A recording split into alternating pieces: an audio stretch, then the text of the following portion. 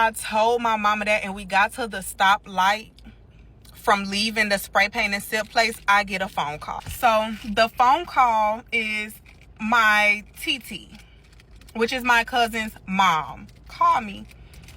And she like, oh my God. And we're like, what's wrong? They just said Amaya went to the bottom of the pool. Yo, what's up, my people? I hope everybody doing well. I hope everybody in their right mind. I hope everybody staying positive and productive. Today is a very, very, very near and dear topic for me because I know people personally that have went through a tragic loss with their kids regarding to drowning. This affects thousands of people across the U.S. every single year. It's like the number one cause of kids under 5, the death of accidental drowning, children under 5 in America. So let me read y'all some statistics, man. This is crazy. Okay, in 2024, there was a reported increase in the number of children drowning with significant jump-in pool-related facilities.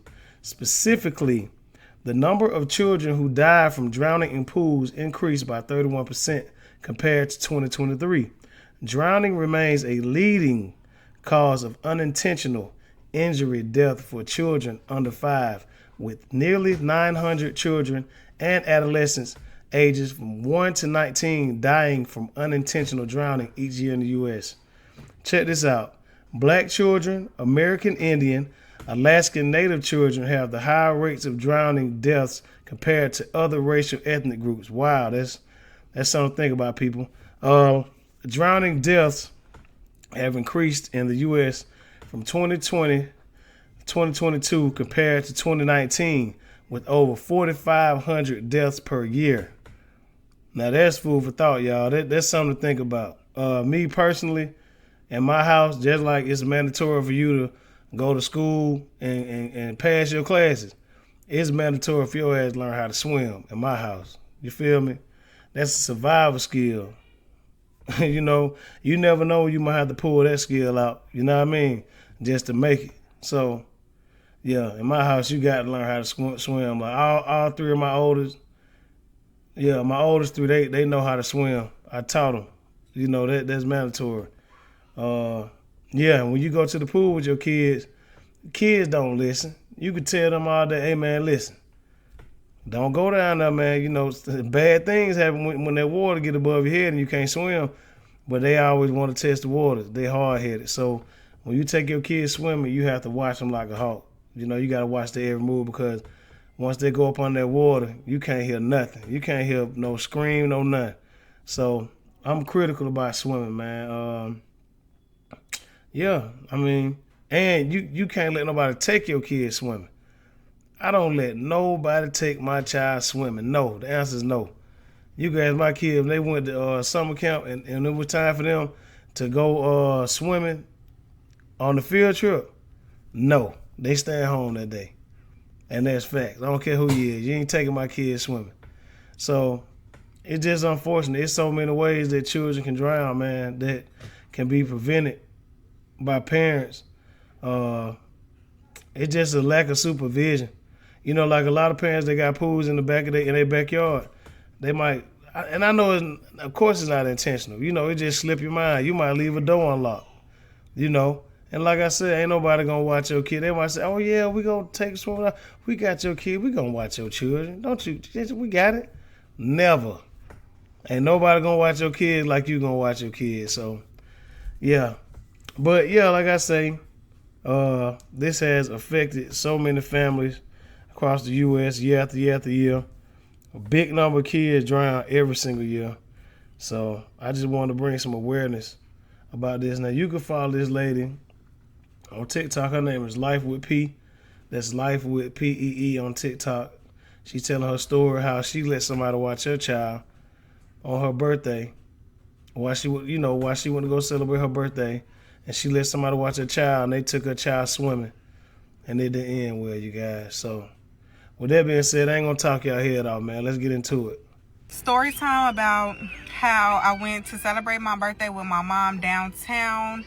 and got a phone call that my son went to the bottom of the pool. Part 1. The day that my son passed was June 5th of 2021.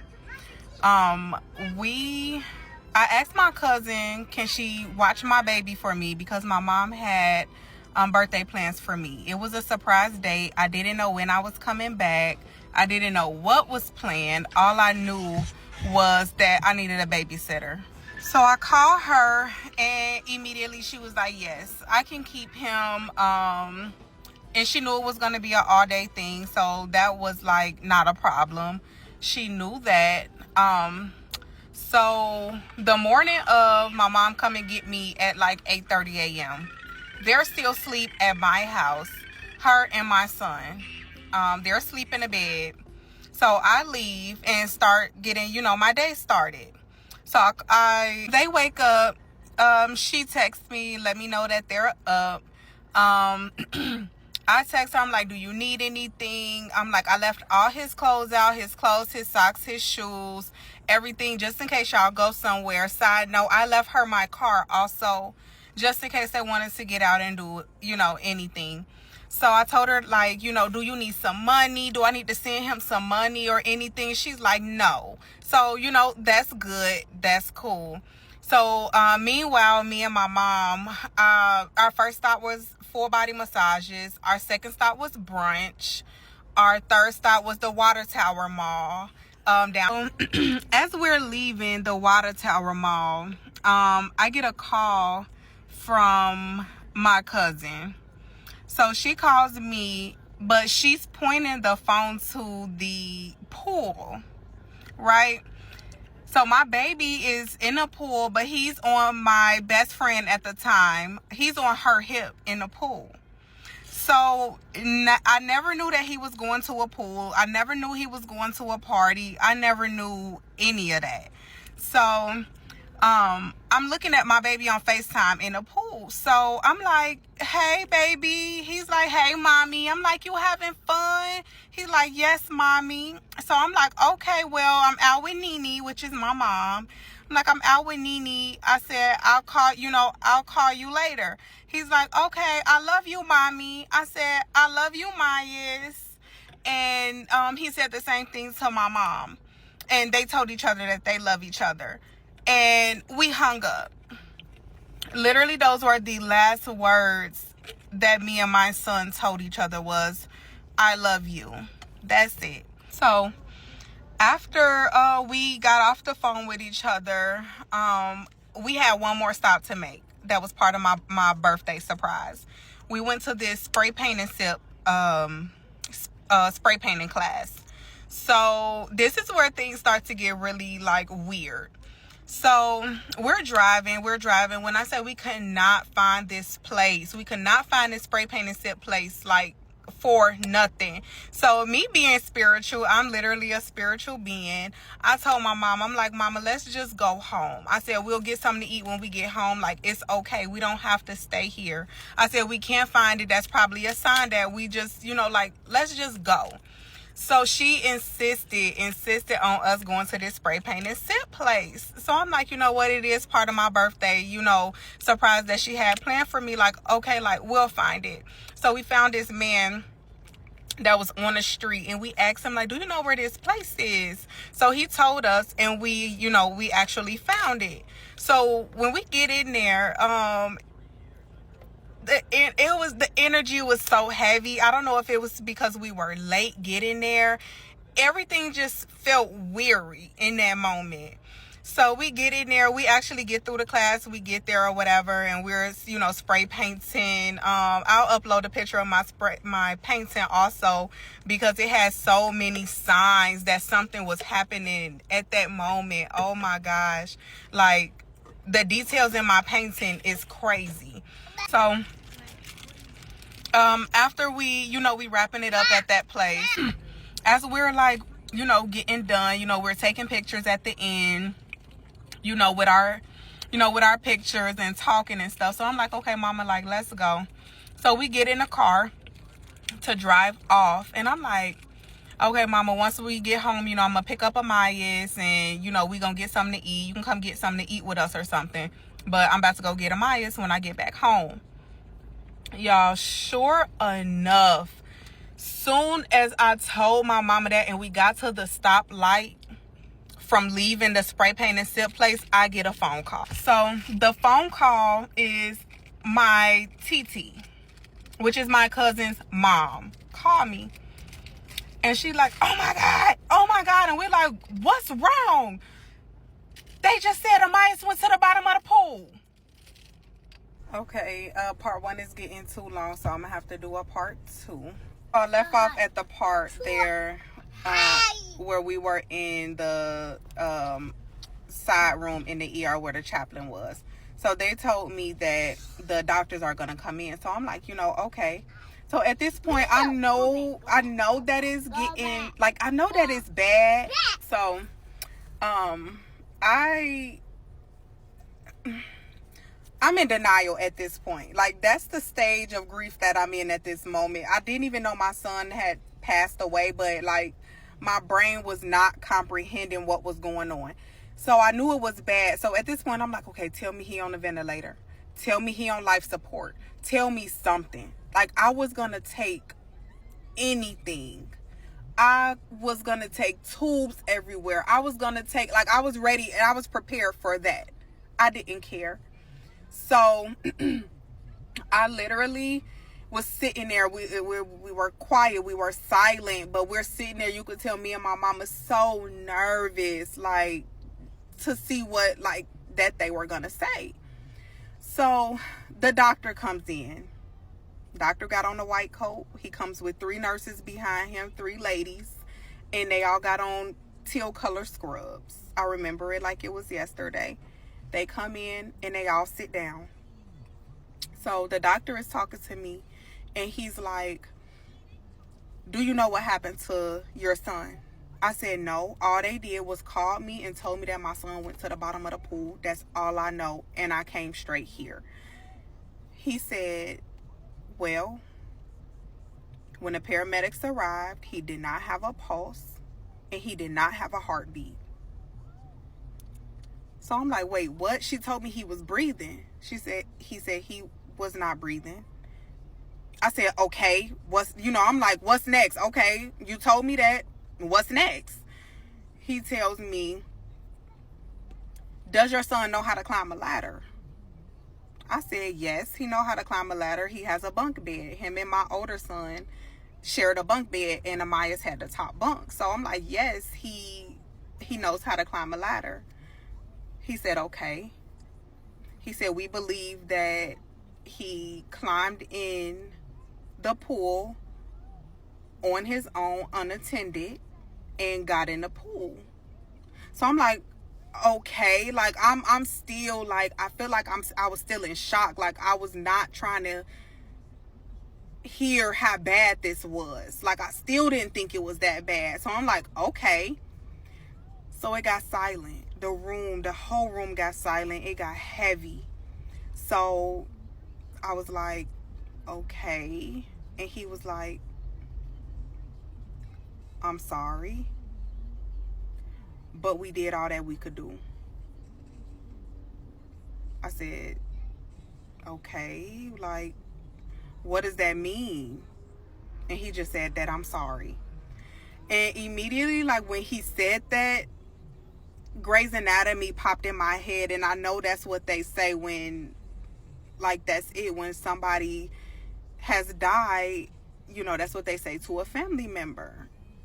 And after that, I just remember, like, going black. Like, my vision went black, and I immediately stood up. I stood up, and I remember the nurse coming behind me, and, like, I was getting ready to, like, fall back, and I remember just her pushing me up with her hand and just saying, don't fall.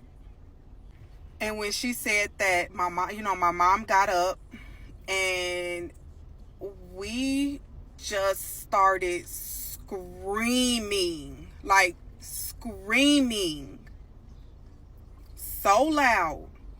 It was like, still to this day, it's just like unbelievable that this has happened, like, that this happened to me. You always hear about, like, things happening to other people, but it never hit home. Like, this hit home for us so bad. Like, still to this day, it's just unbelievable. Like, I just didn't know how to feel in that moment. Like, every emotion you can think of, what, you know, was going through, you know, me. Like, just everything. Sad, mad, pissed, angry, wanting to somebody. Like, it was just terrible in that moment. Okay, y'all, so please bear with me. I do want to let y'all know, before I tell this part of the story, I do have two different sides as to what happened, because my best friend at the time and my cousin were blaming each other. So please bear with me if the stories get like a little confusing, because still to this day, I'm still a little confused. I don't have a solid answer as to what happened to my son still. So what I do know about the story is my cousin woke up, got my baby and herself together, put on their clothes or whatever, and called her sister. Now, her sister is also my cousin. These are my first cousins. These are my mom and their mom are blood sisters. So these are my first cousins. So Amias and my cousin went to go get my other cousin. They all three met up with my best friend at the time and her sister. So that makes 4 adults, 1 child. So they all went to my best friend at the time. They went to her girlfriend's house. And got invited to a graduation party. Now, this is a graduation party, first of all, at another house. My child was the only toddler at this party, which I'm still so confused about, because he had no business there in the first place. This is a graduation party. Y'all, please stay with me. The house that the graduation party was at, I have no clue where this house was. I knew not one person at this house.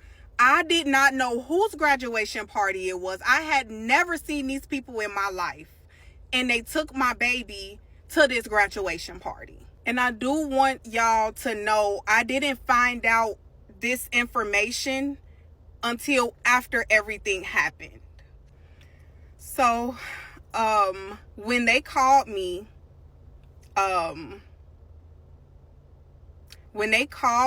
showed me my baby in the pool, it was 4 adults that I trusted with my child.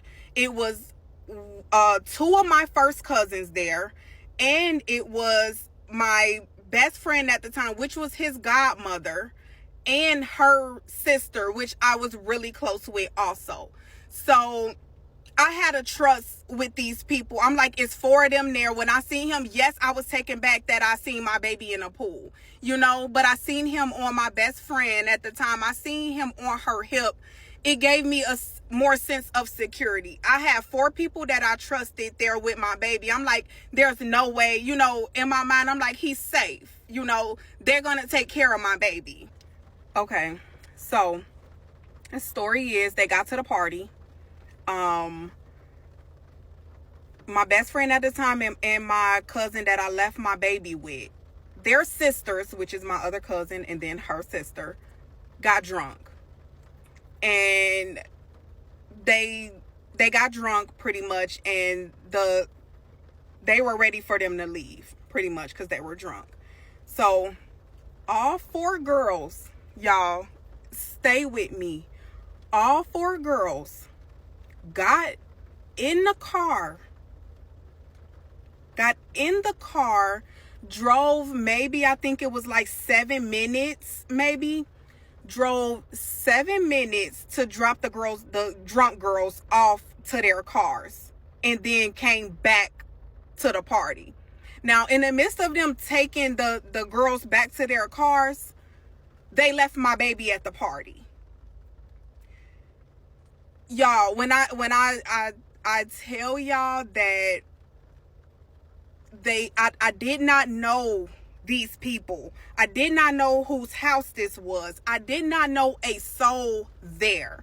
So, of course, my baby is not going to know anybody there. So, my question is to them, why would y'all leave my 3-year-old son at a house with a pool with people that he did not know? This part is so much harder to tell than the other parts. I don't know why, but it just reminds me that y'all did not give a F about my son.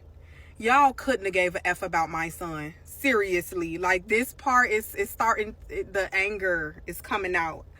Just me telling this part of the story. So, when they arrived back, so when my cousin and my best friend at the time, when they came back from dropping the girls off at their cars, one story was a 10-year-old girl got in a pool and found my baby at the bottom of the pool. The 10-year-old girl got out of the pool, started screaming, and ran up to my best friend at the time and told her, "It's a baby in the pool. It's a baby in the pool." And then that was one part of the story.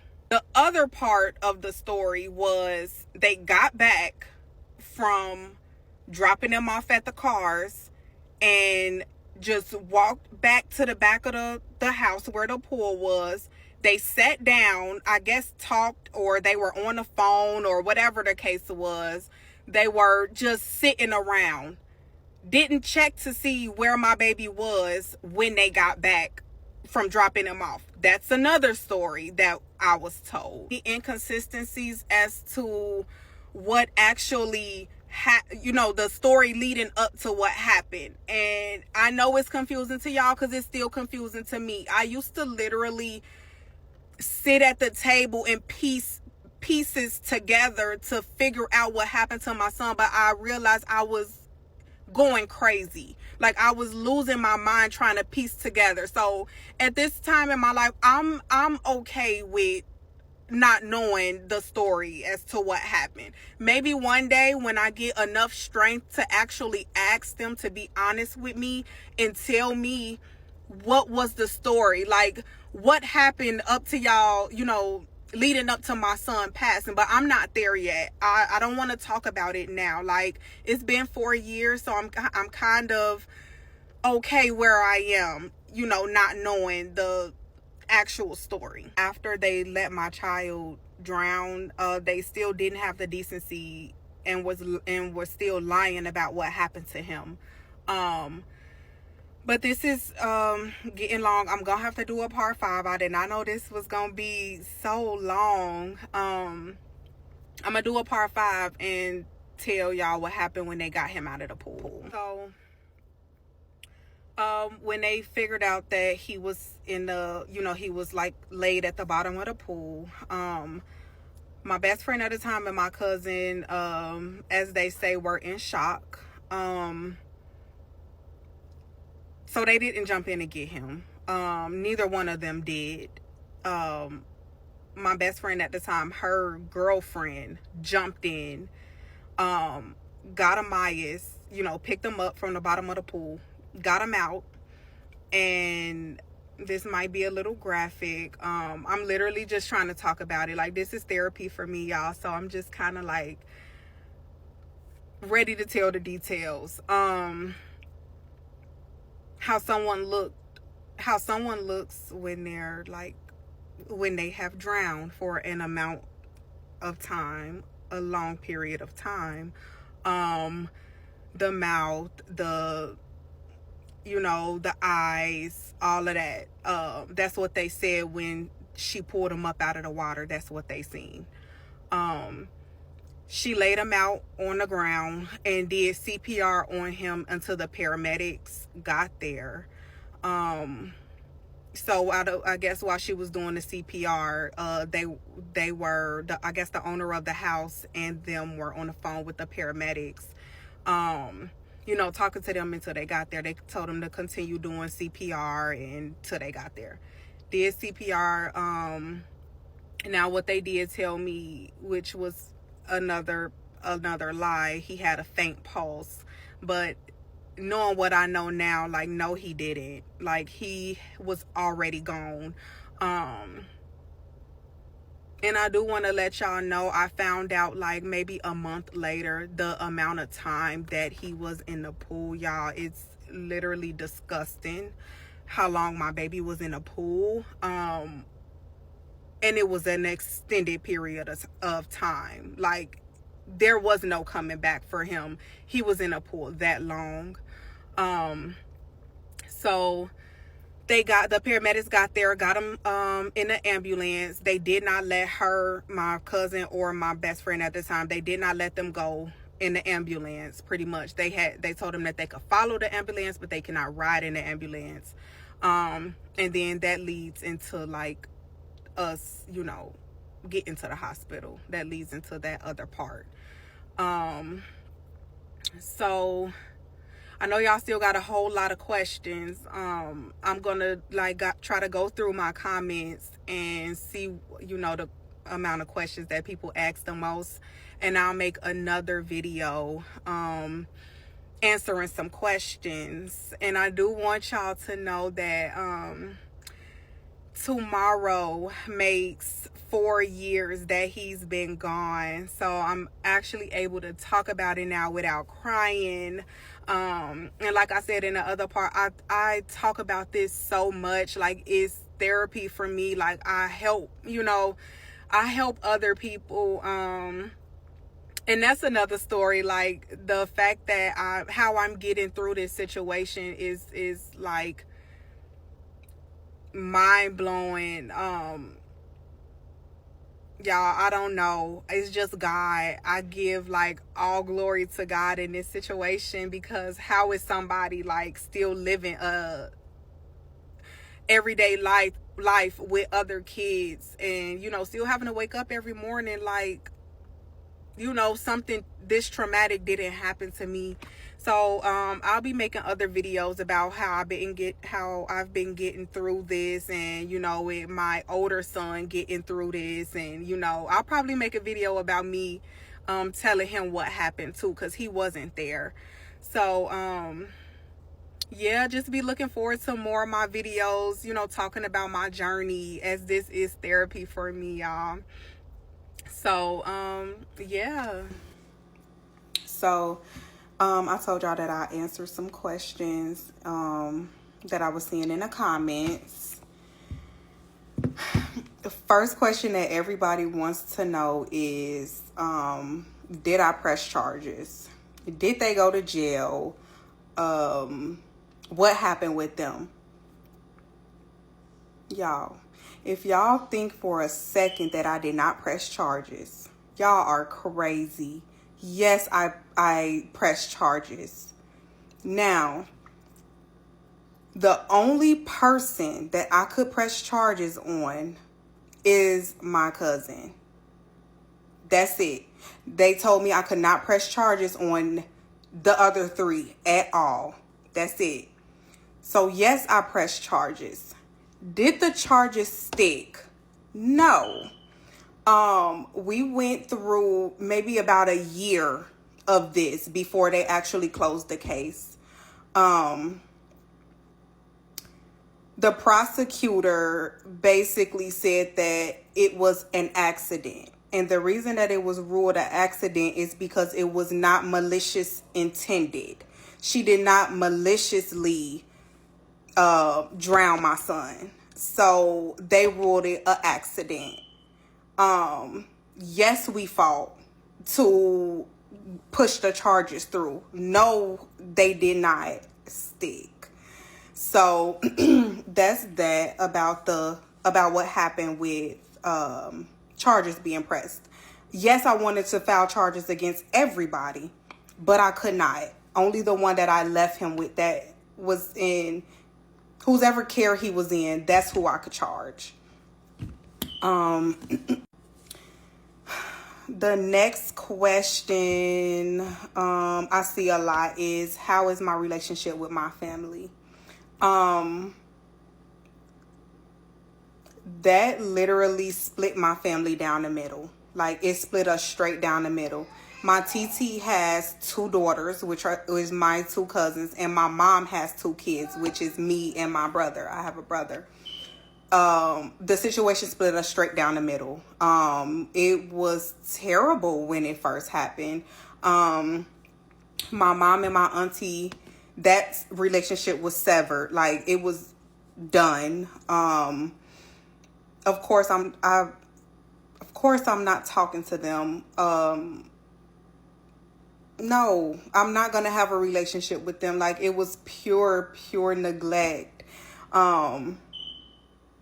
On my cousin's end. You couldn't have loved me nor loved my child to let anything like this happen. So yeah, no, I don't talk to her. I don't talk to none of them. But more recently, my TT didn't have anything to do with it besides her daughter calling her before she called me. That's how my TT got in the mix of anything. So my TT was just put in a very bad spot, with that being her daughter, and my mom being her sister, I'm being her niece. It was just a very bad spot for my TT to be in, because that's her daughter. Now to this day, my mom and my TT, they are very close now, like they were before it happened. It took time though. Like, it didn't just happen overnight. Me and my auntie, we're getting there. And I'm not mad at my TT. I understand the position she was put in. She didn't choose to be put in that position. So yes, I still love my TT. Yes, I still talk to my TT. She had nothing to do with it besides that being her daughter.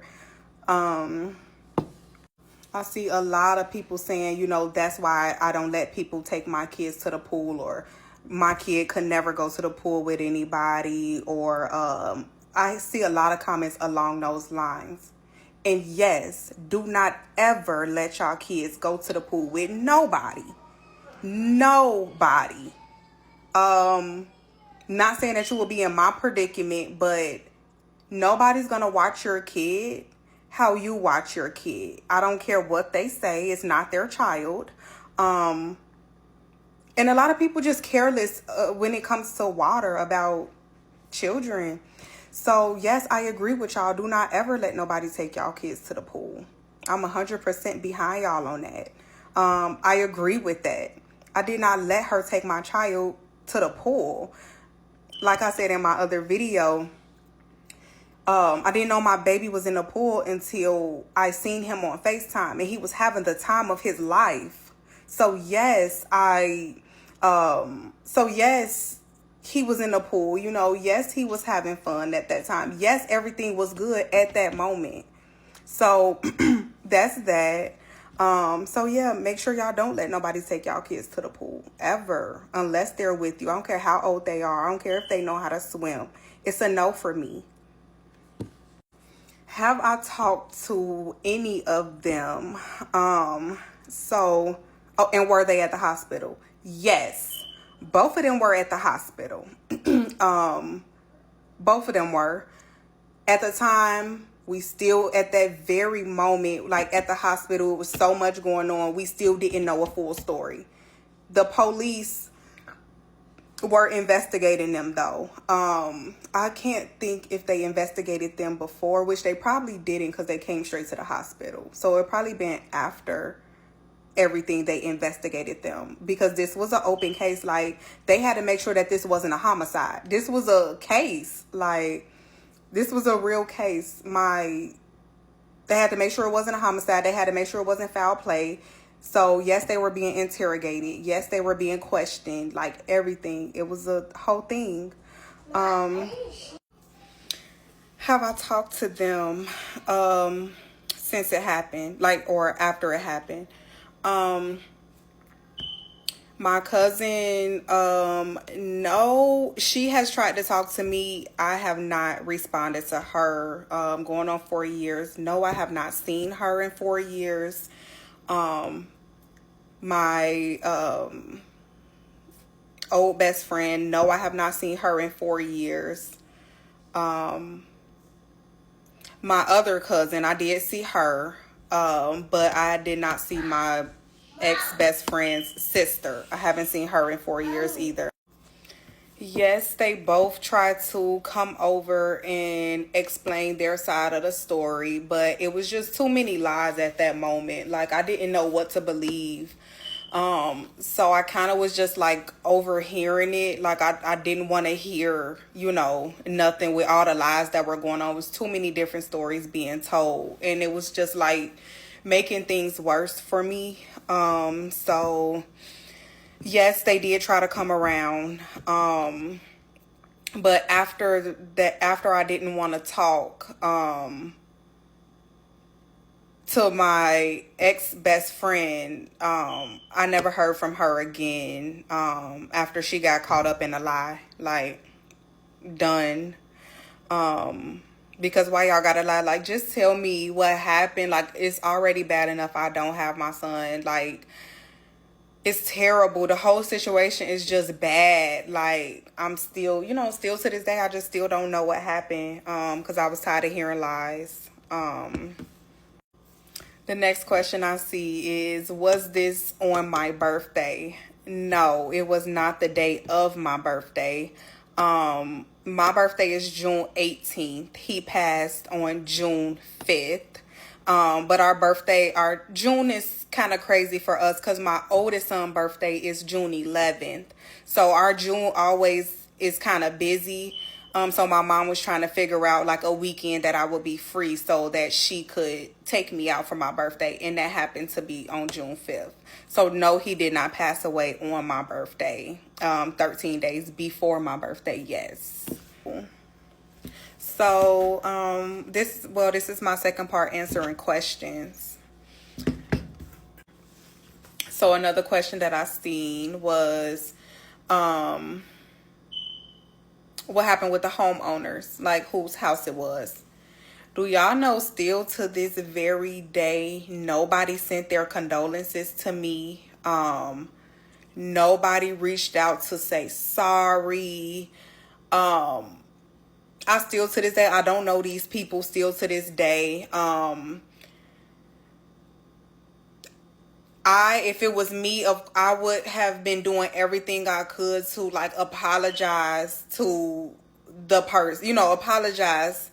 Y'all know, still to this day, nothing. Nobody reached out to me to say sorry. Just nothing. Like, everybody, like, it's just terrible. Like, terrible people. What the other question was, could I sue them, or like could they get in trouble? And no, because the pool was gated. In Indiana, like your pool has to be gated. Their pool was gated, and they had floaties like laying around. Yeah, they had floaties laying around. So how the detective explained it to me that those were the two things that they needed to have. So they did not get in trouble, for it. Why they left him at the house, y'all, that's something that I still don't know to this day. I can't answer that for y'all, until one of them, until any of them tell me why they left him. I won't know.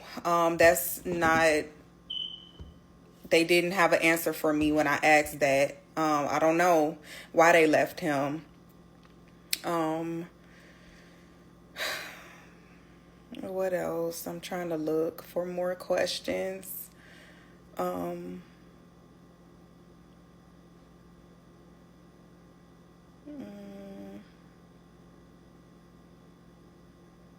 Because somebody could have stayed behind. Absolutely. It didn't take 4 people to go drop 2 people off. 1 person could have stayed back. Yes. I agree with that. That's what I wish would have happened. Did they tell anybody that they were leaving? That I don't know. I don't know if they told anybody. I would think if they told somebody that that person would be watching him. So I don't know. Let me see.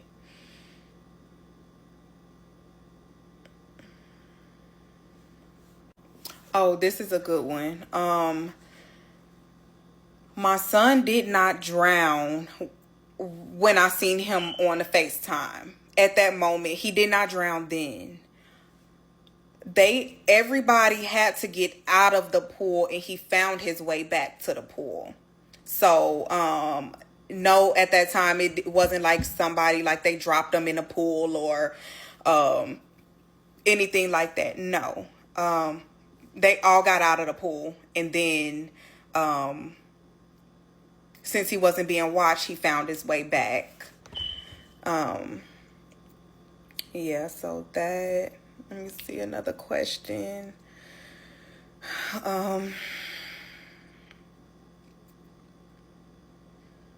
What else? Why did they lie to me about him breathing? I think that she just didn't want to face what happened. So she lied. I guess to make me feel okay in the moment. I don't know if they knew that he was dead already, because the paramedics didn't confirm that at the scene. The paramedics still took him to the hospital, so I don't think they knew that he was dead. But I do think that they should have known that he wasn't breathing. So to tell me that he was breathing is crazy. And no, the hospital did not tell me he was breathing. No, my cousin told me he was breathing. So the hospital didn't tell me that. The hospital did tell me to verbally sign a consent to treat form. And then when I got to the hospital, they made me physically sign a consent to treat form. So that's where the misleading part come in. Because I'm thinking like, y'all are treating him. So I had some type of hope. Yes, now I was definitely fully in denial about everything. My brain wouldn't let me accept, or wouldn't even let me process that it was as bad as it was.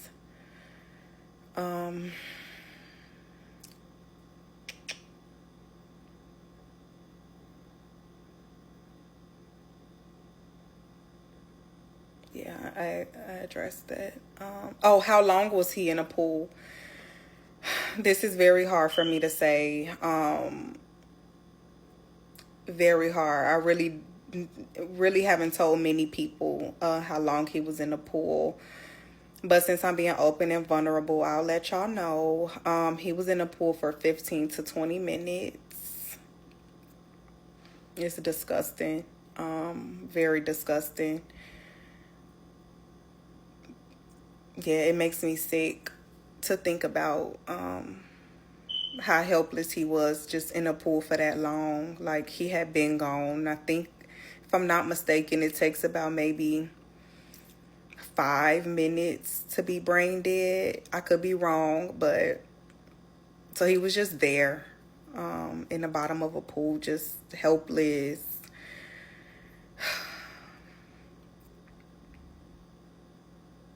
Yeah, that's hard. That's hard for me to tell. It's hard for me to say.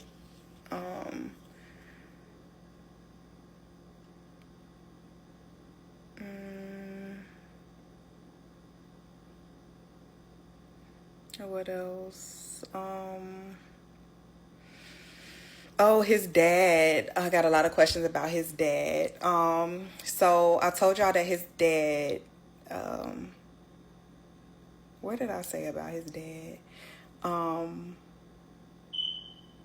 Okay, so I ended up, after they told me and my mom, I'm sorry for y'all, I'm sorry, but we did all that we can do. We ran out of the hospital.